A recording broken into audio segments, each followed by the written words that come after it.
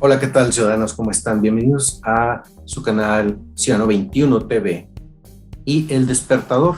Hoy vamos a tener un programa muy interesante para ver el tema Ucrania, que es un tema bastante complicado, aunque mucha gente pueda pensar que es nada más la guerra entre Rusia y Ucrania. Es un tema que afecta casi a todo el planeta en diversas formas.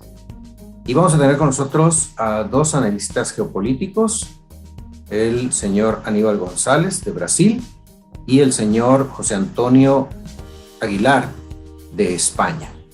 Él es el director del Instituto Español de Geopolítica y también del portal www.geoestrategia.es.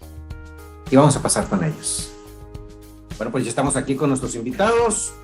Encantados de recibirlo, Juan Antonio. Bienvenido a México. Un placer. Y yo, Aníbal, que está en Brasil, y tú en España. Y pues vamos a empezar para que nos platiques. Voy a empezar primero contigo, Antonio, que yo creo que estás más cerquita como decimos en México, estás más cerquita de los trancazos. Y pues me gustaría saber cuáles son las razones de este conflicto, de dónde viene esto, porque para mucha gente es bastante complicado o vamos a decir confuso para mucha gente. Entonces, ¿por qué está pasando lo que está pasando? ¿Cuáles son las razones de esta situación? Y después de eso, pues vamos a ir a platicar contigo, Aníbal, para que también nos des tu punto de vista. Bueno, yo creo que para la gente resulta muy complicado porque en el fondo se vende un relato que es muy simplón, muy simplista, ¿no? Rusia ha invadido Ucrania y ya está, ¿no? Es decir, y en eso se acaba el relato, los rusos son malos que invaden, y los ucranianos son buenos porque se defienden, ¿no? Es decir, claro, este tipo de relato simplón, donde no se va ni a las causas ni a las raíces del problema, pues efectivamente eso lo puede llevar a la confusión y a tener una idea muy alejada de la realidad, de lo que significa realmente el conflicto. Yo creo que hay una, si podíamos tirar hacia la historia, hacia atrás y hablar del nacimiento del nacionalismo ucraniano, de la geopolítica inglesa elaborada por Macfinder y su teoría del pivote del Kerlan, el pivote central de la historia. Podríamos hablar de muchas de esas cosas, pero yo creo que yéndonos a los acontecimientos inmediatos que nos han llevado aquí. Aquí se produce un gravísimo problema, y estoy hablando de aquí, de Europa, estoy hablando de Europa. Se produce un gravísimo problema de seguridad colectiva. Lo que había sido el status quo imperante durante la Guerra Fría, que se había mantenido desde finales de la Segunda Guerra Mundial, se viene abajo con la crisis y disolución de la Unión Soviética. Eh, que tiene mucho que ver además con la cuestión ucraniana y a la que me referiré después. Lo cierto es que al caer la Unión Soviética, todo el esquema de seguridad colectiva europea salta por los aires y deja de tener validez. ¿Qué ocurre en 1997? Ocurre una cosa importante. Se firma un acta en Helsinki por el cual se crea la Organización de Cooperación y Seguridad Europea.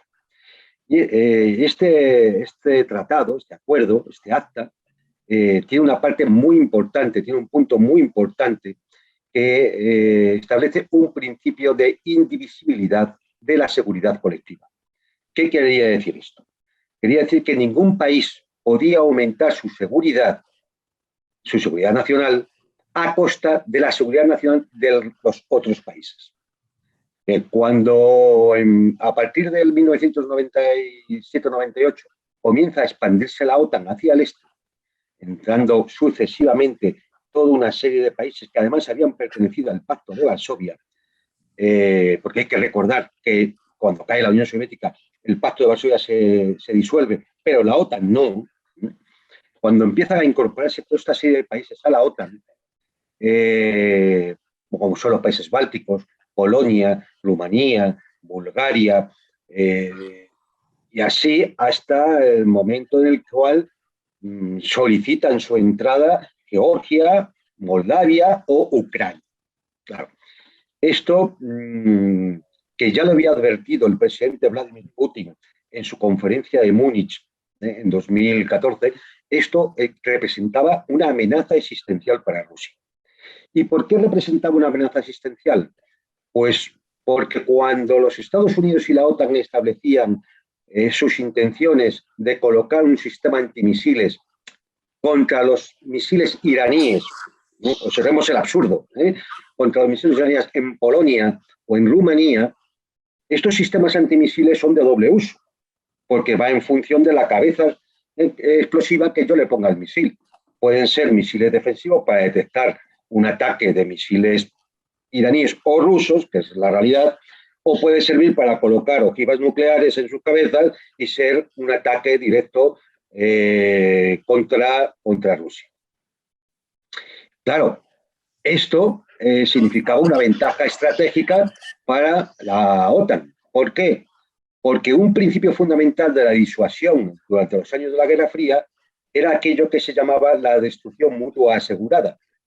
Es decir, que si alguna de las potencias intentaba lanzar un ataque nuclear contra la otra tenía tiempo suficiente para iniciar un ataque de represalia.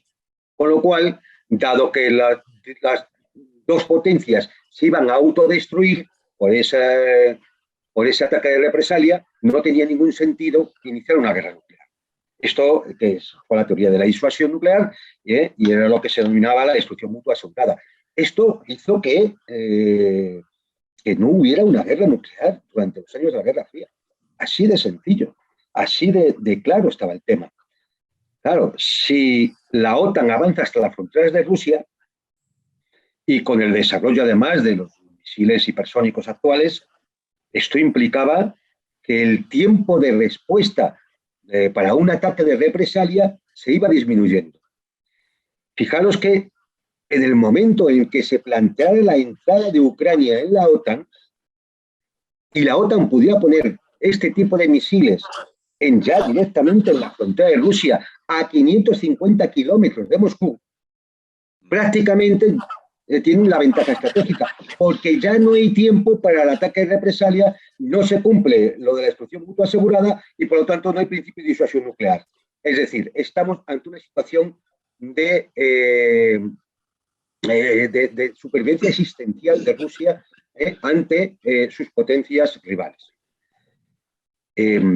Si a esto le vamos sumando cómo los Estados Unidos se retiraron del Tratado de Cielos Abiertos, del Tratado de Armas y Misiles de Mediano y Corto Alcance, del Tratado ABM de Armas Nucleares. Es decir, si vamos viendo esto, ¿qué es lo que observa Rusia? Pues que evidentemente la OTAN avanza hacia sus fronteras en una acción claramente de rodearla y de conseguir una ventaja estratégica que lleva a su derrota. Es así. O sea, desde el punto de vista geoestratégico no hay otra. Esto lo entiende cualquier experto militar en el mundo.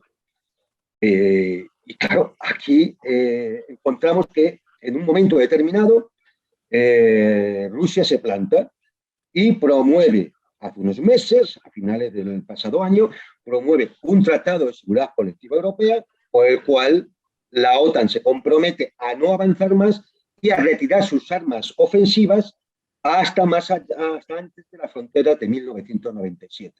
Esto eran los famosos documentos que se les entregó a la OTAN y a Washington, que Washington respondía, que la OTAN respondía, que se volvió a entregar. Es decir, este ha sido el juego al que han estado jugando durante estos meses previos, porque había una amenaza existencial, y así lo sentía Rusia, contra su seguridad colectiva. Cuando a esto se le suma la situación interna ucraniana, el problema ucraniano, es decir, ya tenemos cebada la bomba que nos va a llevar al actual conflicto. Conflicto que para que el espectador lo entienda perfectamente y para que reflexione sobre el alcance, hay que entender que no es un conflicto entre Rusia y Ucrania. Esto no es una guerra entre Rusia y Ucrania. Esto es una guerra entre Rusia y la OTAN. Y por lo tanto, y lógicamente, con los Estados Unidos, que es el baluarte principal que dirige la OTAN. Es un conflicto entre Rusia y la OTAN. Y así empezaremos a entender mucho más qué es lo que ha venido ocurriendo en los últimos meses hasta llegar a esta situación. Es verdad que las operaciones militares sobre el terreno se están dando en Ucrania. pero eso es una cuestión circunstancial. Mañana pueden darse en otro sitio o pueden utilizarse, o y se están utilizando, operaciones militares no bélicas, como pues, ya hablaremos de la guerra económica, la guerra mediática, la guerra cognitiva, la guerra política, en fin, de toda esta serie de factores que definen lo que actualmente se conoce como guerra híbrida, ¿no? Entonces, yo creo que esos son los antecedentes inmediatos. Y para centrar un poco el tema, lo que es una guerra entre Rusia y la OTAN. Vaya, muy interesante lo que comentar. Y yo creo que desde el punto de vista de muchas personas que estamos un poquito estudiando este tema, pues ciertamente pues no podemos dejar de estar de acuerdo en lo que acabas de comentar. Pero me gustaría mucho saber tu comentario sobre este mismo tema, Aníbal, por favor. Gustavo, gracias. Concuerdo totalmente con Juan Antonio en la exposición que él hizo. Ucrania, o mejor dicho, el señor Zelensky, es una herramienta de la OTAN. Él fue convencido lentamente, fue en un proceso de tiempo. Indudablemente tiene que haber dinero, como lo hay siempre, dinero de por medio, donde se compra ese derecho, Estados Unidos y la OTAN en su conjunto, de enfrentar a una Rusia para debilitarla, tanto sea económicamente como militarmente. Esa es la idea. Toda Europa está convencida de que tienen que quebrar la economía rusa porque supuestamente sería la amenaza para Europa, cuando Europa no entendió nada, porque en realidad el socio político importante que tenía que tener Europa era Rusia, en realidad. Rusia es la que le está proveyendo la mayor parte de la energía que Europa precisa. Y Rusia estaba con unos precios inclusive muy acomodados a la economía europea, le servía muchísimo. En cambio, la energía o lo que le vende, el gas que le vende Estados Unidos a Europa, es 3 veces más cara. Y Europa aún así insiste en pagar ese sobrevalor de un producto que es malo, que no tiene la misma calidad del producto ruso, hay que decir la verdad. Se pueden extraer muchos subproductos del gas ruso que no se pueden sacar del gas norteamericano. Y Europa yo creo que está atentando contra sí misma. Como dicen, se pegó un tiro en el pie. Yo digo que se tiró, fue un suicidio en realidad, no fue un tiro en el pie. Europa se suicidó en el momento de acatar las órdenes de Estados Unidos bajo la presión interna que tiene la OTAN dentro de Europa mismo. La idea, creo yo, en un principio fue separar a Alemania de Rusia. Yo creo que viene por esa parte. Primero separar a Alemania y a Rusia, lo consiguen cuando termina el mandato de Merkel y comienza el del nuevo ministro, que es pro Estados Unidos. Merkel era más pro Europa, no pro Putin, era pro Europa. Y este señor que está ahora en su lugar es más bien pro Estados Unidos más que pro Europa. Entonces ahí es donde nace esta separación primero de Alemania con Rusia para poderle darle marcha a esa conspiración, digamos, de alguna forma, de toda Europa unirse contra Rusia. Porque quien manda en la economía europea, quien la dirige en realidad, es Alemania. La economía alemana, que es la más fuerte, es la que comanda la economía europea. Entonces, en este caso, ese conjunto de países que se conjuntan, que inclusive en este momento hay una separación inclusive de algunos países que no coinciden. Hungría, por ejemplo, que dijo no vamos a renunciar, vamos a pagar en rublos, lo que sea necesario, pero nosotros no vamos a dejar de comprar el producto ruso. O sea que hay discrepancias y que inclusive Estados Unidos entiende de que no puede exigirle ese sacrificio a un país que utiliza el 80% de su energía de Rusia o 90%. Entonces, Esa situación es la que se está planteando. Y para que la gente entienda, como bien decía Juan, no es una guerra de Rusia contra Ucrania.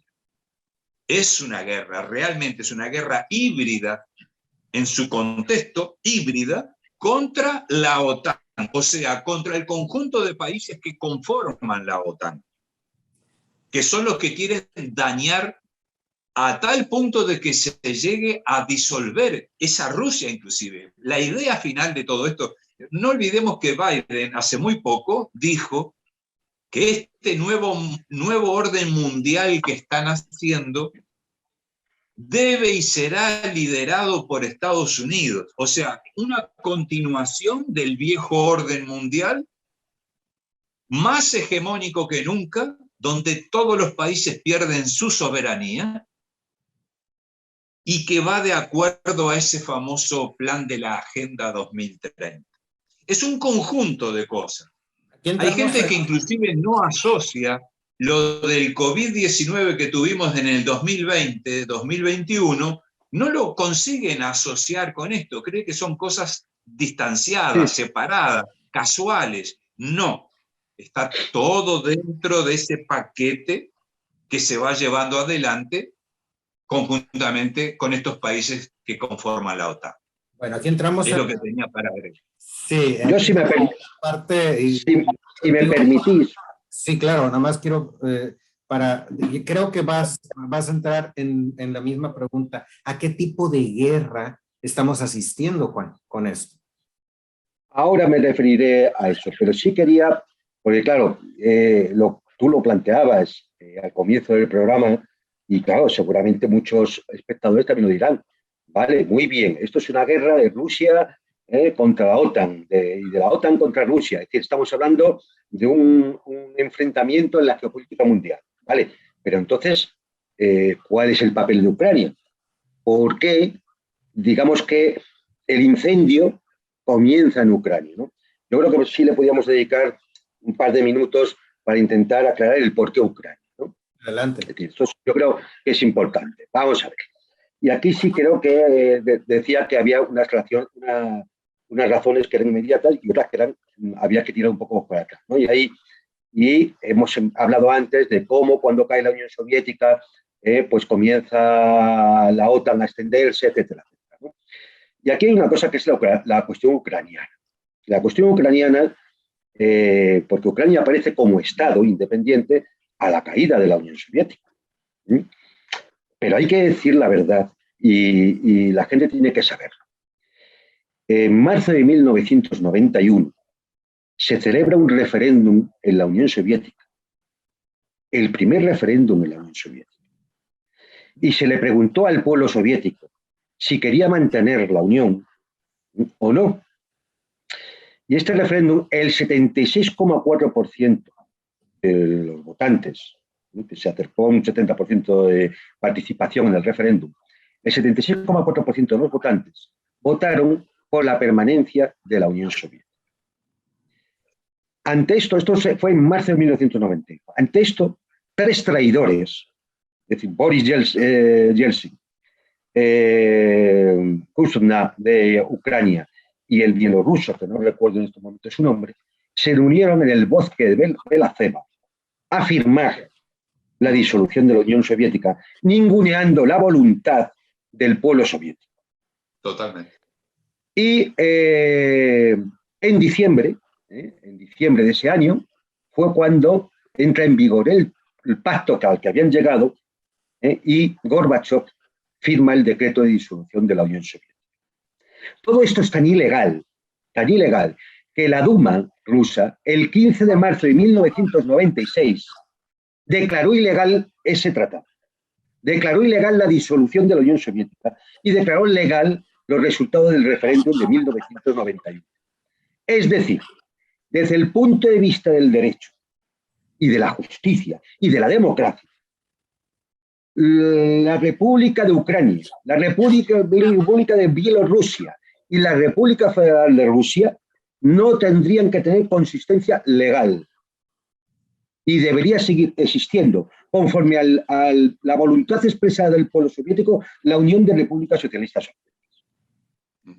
Es decir, a partir de ese momento, esto que se llama Ucrania es un invento realizado por una pandilla de oligarcas que robaron la propiedad pública del Estado soviético y se implantaron allí, en Kiev, y desde entonces han establecido un régimen absolutamente oligárquico y corrupto, el más corrupto de Europa, para mantener su régimen. Y eso ha llevado a 30 años de nacionalismo exacerbado, de neonazismo, de represión de todos los rusos, desde el idioma hasta la historia, de inculcarle a las nuevas generaciones una historia inventada, de ocultarle la realidad de lo que había ocurrido anteriormente. Y cuando ya eso se pone en peligro por una cuestión puramente económica, de que siendo presidente Víctor Yanukovych no firma un tratado con la Unión Europea porque era mucho peor que el tratado que tenía con Moscú, se les monta un golpe de Estado apoyado por la OTAN y Occidente, porque ya existía la intención de incorporar Ucrania a la OTAN, lo han metido hasta en la Constitución. Cuando parte de la población ucraniana se opone a ese golpe de Estado, al Maidán, 2014, es cuando comienza primero la rebelión en Crimea y después la guerra en Donbass. Y desde entonces, durante 8 años, el régimen ucraniano ha estado bombardeando a la población prorrusa de Donbass, ha estado reprimiendo a los prorrusos en toda Ucrania. Recordemos los sucesos de Odessa del 2 de mayo del 2014, donde quemaron vivo a 48 sindicalistas en la Casa de los Sindicatos. Y se ha establecido en Ucrania un auténtico régimen criminal, muy amparado por Occidente. Lo impensable, ¿no? Bueno, pues ahí lo tenemos. Utilizando además a batallones neonazis como fuerza proxy de enfrentamiento, como los yihadistas en el Oriente Medio o como los escuadrones de la muerte en algunas repúblicas latinoamericanas en su momento. Esto es lo que ha ocurrido en Ucrania. Sí. Finalmente, cuando todos estos peligros se vienen, están siendo observados y son de conocimiento de los servicios de inteligencia rusos, finalmente se enteran de que el régimen de Zelensky tiene pensado iniciar una ofensiva contra Donbass este mes de marzo de 2022. ¿Qué hace el gobierno ruso? Adelantarse a la circunstancia. Y a últimos de febrero, 24 de febrero, lanza su ofensiva sobre Ucrania. Con eso ha evitado, efectivamente, que se lanzara un ataque global contra todo el Donbass. Con eso ha evitado la instalación de una base aérea británica que tenía pensada y una base naval norteamericana en Odessa, que se tenía pensado antes de la incorporación de Ucrania a la OTAN. Con eso se ha logrado descubrir lo que se hacía en los biolaboratorios instalados en Ucrania, laboratorios de estudio de ganancia-función de virus, financiados y llevados adelante por empresas muy sospechosas, las mismas que financiaban los estudios de ganancia-función vírica en el laboratorio de Wuhan, en China, los mismos sospechosos habituales. Y esto se ha descubierto también gracias a la operación militar rusa. Entonces, para que el espectador vea globalmente por qué ha sido Ucrania la espoleta del conflicto. Bien, por toda esta acumulación de razones, que todas además se irán conociendo con el tiempo, iremos viendo más detalles, más documentación y la podremos ir contrastando mucho más. Pero ya tenemos un escenario global de cuál es la situación. Es decir, hay un conflicto global, geopolítico, en el cual un imperio en decadencia, que son los Estados Unidos con sus potencias vasallas, intenta mantener su hegemonía mundial, enfrentándose a las potencias emergentes, Rusia, China, India, mismo Brasil, es decir, Pakistán, Irán, es decir, potencias emergentes. Por mantener esa hegemonía hay un conflicto global y, en concreto, el punto crítico de ese conflicto global es la alianza ruso-china. Saben que un conflicto frontal contra las dos potencias es imposible de ganar. ¿Qué se intenta? Se intenta debilitar a una de ellas y a ver si es posible separarla de la otra. Y este es el punto crítico donde entra la cuestión ucraniana. Okay. Y ahora, pues si queréis podemos entrar a ver el tipo de guerra al que estamos asistiendo, aunque bueno, ya hemos introducido un poquito. Sí, si me permites, Gustavo, yo quiero reafirmar también que cuando la OTAN intenta disfrazar el apoyo que le da al presidente ucraniano y a su ejército, estamos viendo aquí y documentando, inclusive nosotros por intermedio de RT estamos documentando todo el tiempo de que existen soldados que fueron disfrazados de mercenarios para combatir en Ucrania que pertenecen a la OTAN. Inclusive, si miramos el día de ayer o antes de ayer, Boris Johnson solicitaba que uno de esos mercenarios fuera tratado con cariño y con compasión por ser británico.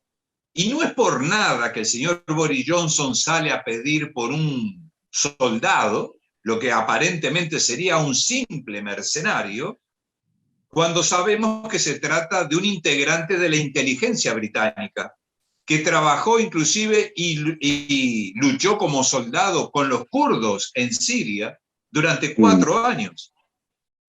Entonces, ese señor no pueden decir ahora que es parte del ejército ucraniano, que no lo traten como mercenario porque él es integrante del ejército ucraniano. Mentira, mentira. Entonces, como él, hay más de 500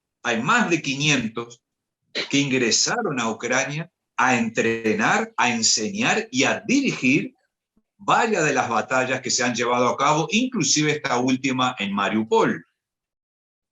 Los grupos de inteligencia de Inglaterra, de Reino Unido, Estados Unidos, Canadá y Australia, trabajando a full dentro de Ucrania a favor del gobierno ucraniano y del ejército ucraniano.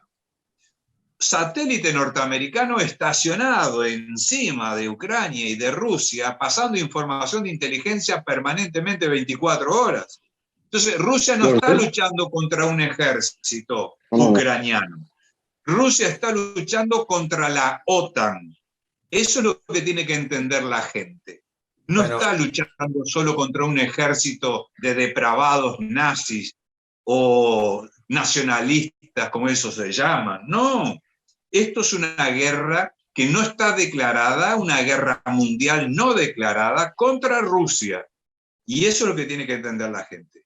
Aníbal. Y para evitar que este conflicto se extienda a peores, es justamente la opinión pública mundial la que tiene que salir a defender esta situación, de que no es posible, que, por ejemplo, Estados Unidos mandando de 800 a 1.000 millones por mes en armamento, Reino Unido lo mismo, Alemania, todos los países están, ¿y qué es eso? ¿Contra qué están luchando allí? Y todo entra por Polonia, prácticamente. Aníbal. Sí, eso, a añadir que a lo que dices, y drones de vigilancia, armamento todos los días. Hoy España 200 millones de euros en armamento, es decir, mercenarios que se envían para allá, asesores, inteligencia, es decir, es todo un engranaje militar el que está puesto en funcionamiento en Ucrania. Totalmente. El tiempo ya se nos redujo bastante. De hecho, aquí ya me está marcando que en 3 minutos se acaba. Entonces, me gustaría que cerráramos con Juan Antonio para que nos dijeras, Juan Antonio, entonces, lo que te decía, ¿a qué tipo de guerra estamos asistiendo? Y, sobre todo, ¿las consecuencias son ya inevitables? A ver, yo creo que ya hemos comentado, estamos asistiendo desde el punto de vista occidental a una guerra híbrida mundial. Desde el punto de vista ruso es una operación de neutralización, desmilitarización y desnazificación de Ucrania. Pero eso es un aspecto coyuntural de todo el plan de guerra estratégico. Estamos hablando de una cuestión operacional en Ucrania, nada más. Pero lo que importa, sobre todo a los espectadores del resto del mundo, es que estamos asistiendo a una guerra híbrida mundial, donde lo que se produce es un choque entre un mundo decadente, hegemónico por las potencias anglosajonas, y otro mundo emergente, fundamentalmente euroasiático, China, India, Rusia, Irán, Pakistán, es decir, incluso los países del sudeste asiático, que no quiere seguir ya esa senda del hegemonismo occidental. Claro, aquí el gran perdedor, porque al fin y al cabo Estados Unidos está intentando sobrevivir. El gran perdedor es la Unión Europea, que se ha convertido en, por ella misma, en, bueno, pues una especie de patio trasero de los Estados Unidos, donde Totalmente. ha quedado supeditada desde el punto de vista económico, energético, mediático, totalmente supeditada a lo que se decida en Washington y en Londres. Es lamentable por Alemania, que es un país ocupado, donde hay 40.000 soldados norteamericanos. Es lamentable por España, que no pinta nada, en cero a la izquierda. Es lamentable por el resto de los países europeos. Y es a quien más le reprocho yo es a Francia, porque Francia sí que tenía la oportunidad de decir, hasta aquí hemos llegado. Porque Francia sí que ha mantenido, en muchos momentos de su historia tras la Segunda Guerra Mundial, ha mantenido la cabeza alta y ha llegado a salirse de la OTAN y a decir no. Y en cambio Francia en estos momentos ha quedado supeditada, gracias a Macron y toda la oligarquía que le apoya, a lo que digan los Estados Unidos. Y esto es lo que vemos. ¿Y qué es lo que vemos como guerra mundial? Pues sí, una serie de operaciones militares. Vemos una guerra económica fundamentada en el robo de las propiedades rusas, en el robo por Occidente de las propiedades rusas. Vemos una guerra mediática, lo que Putin ha descrito como el imperio de las mentiras, donde todos los medios tienen un único discurso y no dicen una sola verdad. Estábamos en una guerra híbrida mundial que se expresa de muy distintas formas, es decir, se expresa desde el punto de vista militar, hay un enfrentamiento Rusia con la OTAN. Desde el punto de vista económico, hay una guerra económica clarísima contra Rusia, en la cual se ha robado, Occidente está robando las propiedades rusas del Estado ruso. Hay una guerra mediática, lo que el presidente Putin llamaba el imperio de las mentiras, en la cual todos los medios de comunicación occidentales, todos tienen el mismo relato, y no dicen una sola verdad. Es decir, es una auténtica un cuento que nos están permanentemente con el cual nos están bombardeando. Hay una guerra cognitiva en la cual lo que se intenta es cancelar toda la cultura rusa, el deporte, la ciencia, la literatura, la música. Y hay una guerra jurídica por la cual se intenta expulsar a Rusia de organismos internacionales. Se ha hecho con un organismo de menor rango en Naciones Unidas, pero desde Eurovisión, el Festival de la Canción de Eurovisión, hasta se va a intentar echarla de la Organización Mundial de la Salud, de la Federación Internacional de Fútbol, etcétera, etcétera. Es decir, es una guerra total en todos los órdenes, porque lo que se intenta en el fondo, efectivamente, es no derrotar a Rusia, sino echarla fuera, separarla de todo, aislarla del mundo. Es decir, por lo tanto, esto lógicamente se convierte en algo existencial para el Estado ruso, en algo existencial para el pueblo ruso. Y por lo tanto van a responder y van a resistir. Van a resistir hasta la victoria final, porque no tienen otra posibilidad, porque esto es de victoria o muerte. Así están las cosas.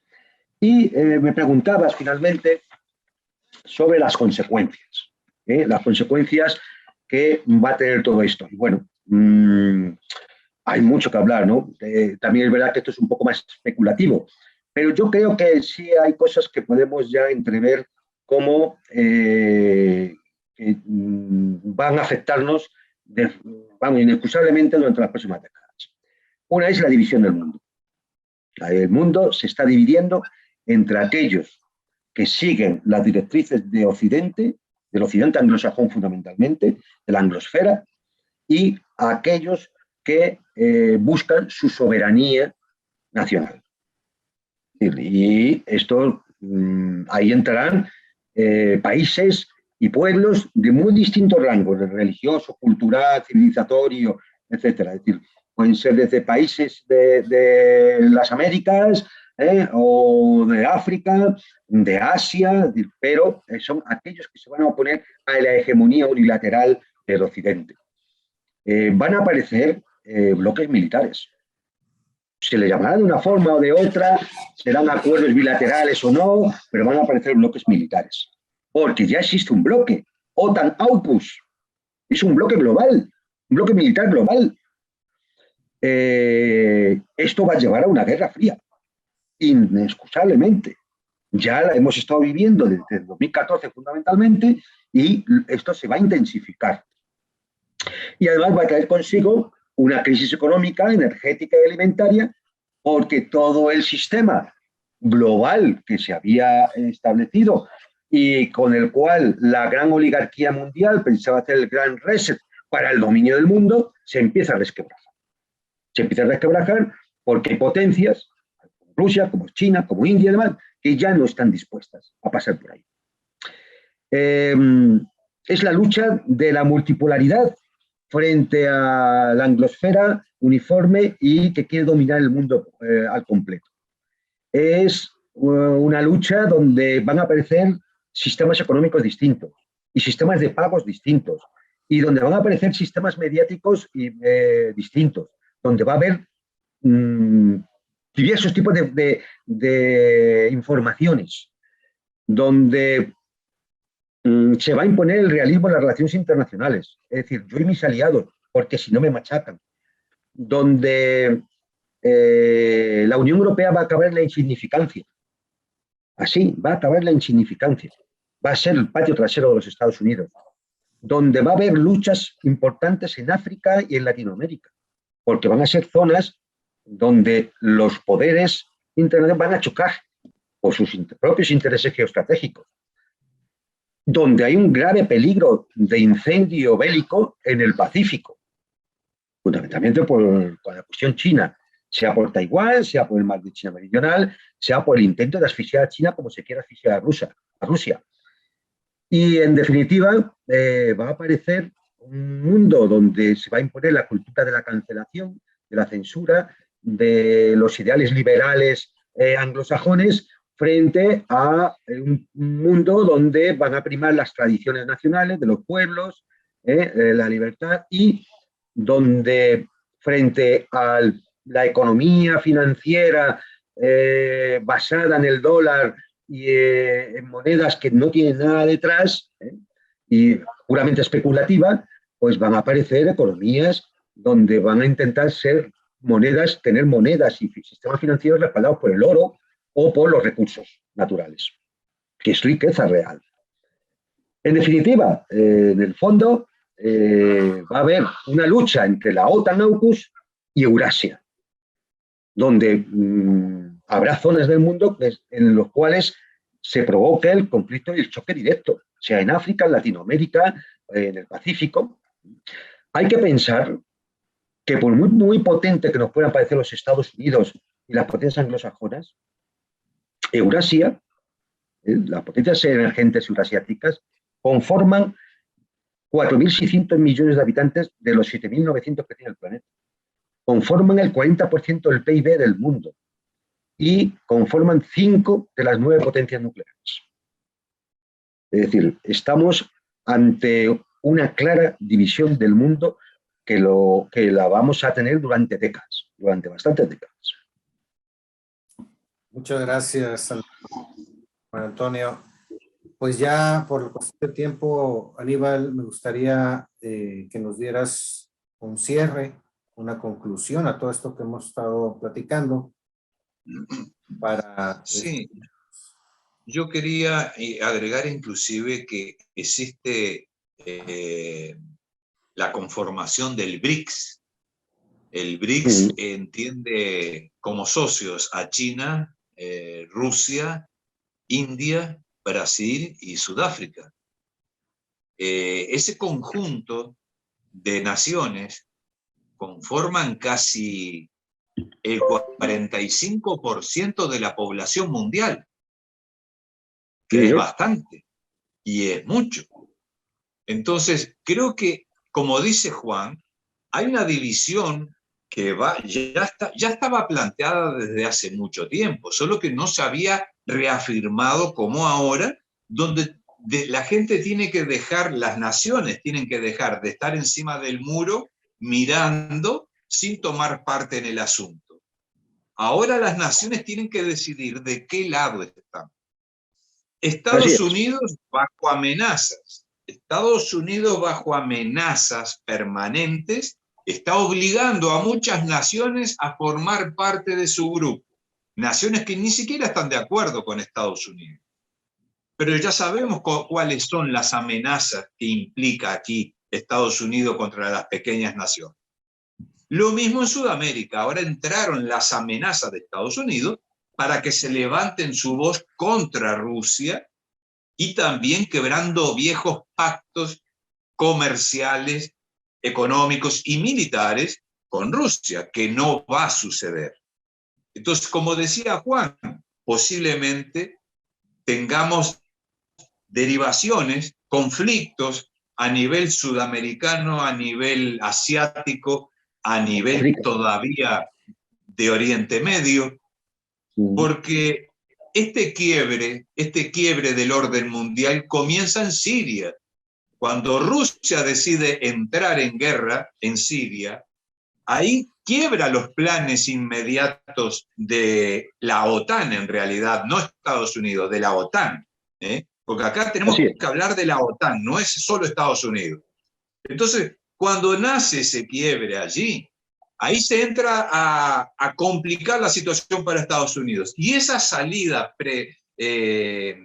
rápida, exagerada de Afganistán, que lo hace ver como cobarde ante el mundo, huyendo de 20.000 pastores que venían a tomar el centro de Afganistán. Entonces, indudablemente que ahí es donde ellos ven que la hegemonía de ellos está tambaleando y quedando ante el mundo como cobardes en la realidad.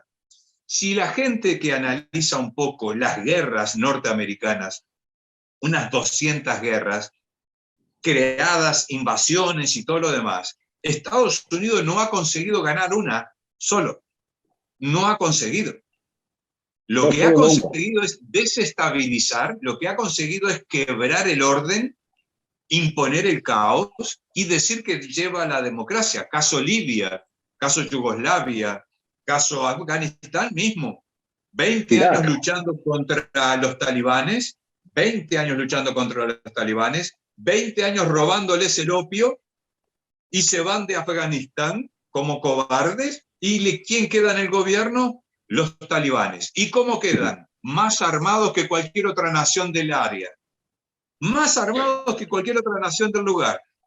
Con todo el potencial bélico que les dejaron allí. Entonces, son estrategias.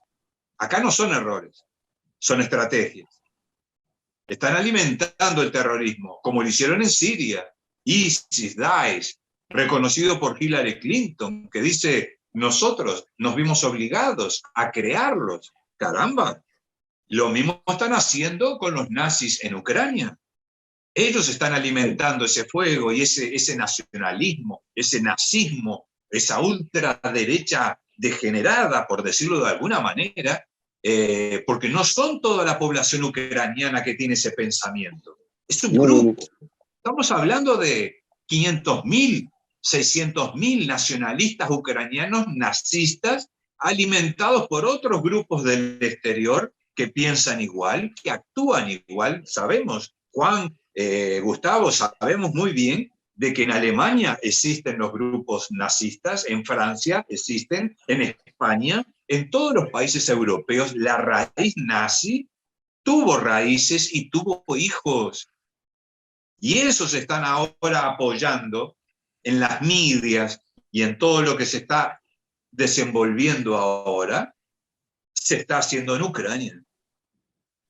Esos mercenarios que fueron por amor a Ucrania, hay muchos de esos mercenarios que ni sabían dónde estaba Ucrania, caramba, por Dios, y fueron a luchar por Ucrania. Entonces, hay que entender que aquí el movimiento geopolítico, el movimiento de este tablero de ajedrez, tiene solo dos significados importantes. se está librando una batalla contra ese nuevo orden mundial que quiere. Estados Unidos insiste en permanecer como líder y único dueño del mundo. Es una lucha contra eso, y es otra lucha por la soberanía y la libertad individual como naciones. Así como lo hace Irán, así como lo hace Venezuela en su contexto, así como lo quiere hacer Cuba en su lugar, que cada uno opte por lo que quiere para sí mismo, que la nación decida, que el ciudadano de cada nación escoja qué es lo que quiere y cómo quiere vivir. ¿Quiénes son aquellos señores del norte que quieren venir a darnos cátedra de democracia, de derechos humanos, cuando ellos son los primeros en quebrar todo eso que ellos prometen? Si nosotros miramos al demócrata y al republicano de Estados Unidos, de demócratas no tienen nada, y de republicanos menos. Entonces, que a mí no me venga a hablar un republicano o un demócrata de democracia. Es una utopía. En Estados Unidos no existe democracia. Ellos mienten al mundo cuando dicen que van a llevar la democracia. No, ellos van a llevar su estilo de vida, no la democracia. Y sus empresas. Exactamente. Lo dejo por ahí porque si no sigo. Sí, ya sé que te vas a ir largo. Pues les quiero mucho. Yo me quedo con la reflexión de que definitivamente las personas en general nada más nos toca ver este choque de titanes. Realmente yo percibo mucho de lo que ambos comentan, en particular, Juan, lo que comentas en cuanto a que esta es una guerra donde la hegemonía o los países antiguamente hegemónicos realmente se están peleando no el poder, su sobrevivencia. Y cuando así es. Un tema de estar acorralados es parte que nos mete mayor riesgo a la gente en general, porque eso hace que, vaya, se van a jugar el todo por el todo. Y Totalmente. El todo por el todo, pues si me voy a ir, te vas a ir conmigo, dice un dicho, ¿no? Entonces, así es. Entonces ese es el efecto que se ve. Y pues yo creo que aquí la cuestión para todos los ciudadanos en general es tratar de aprender de lo que está sucediendo, porque vaya que estamos asistiendo a unas clases de historia en vivo tremendas, y donde las ideologías se empieza a notar pues que las ideologías siempre han sido una arma de manejo de las conciencias y no de la división. Realidades, es nada más para generar división. Con eso es con lo que me quedo. Les agradezco muchísimo sus exposiciones. Gracias, Aníbal. Gracias, Juan Antonio. Un gustazo, Juan Antonio. Espero que pronto podamos tenerte en otro programa y alargar esto. Y en la siguiente vamos a estar en otra plataforma, porque esta ya quiere tener ganancia. Bien, se vale, por supuesto. Entonces, quedamos en eso. Muchísimas gracias, Aníbal, Juan Antonio. Gracias a ti también, Gustavo. Gracias, Juan. Un abrazo. Gracias a vosotros. Hasta la próxima. Bueno. Hasta la próxima.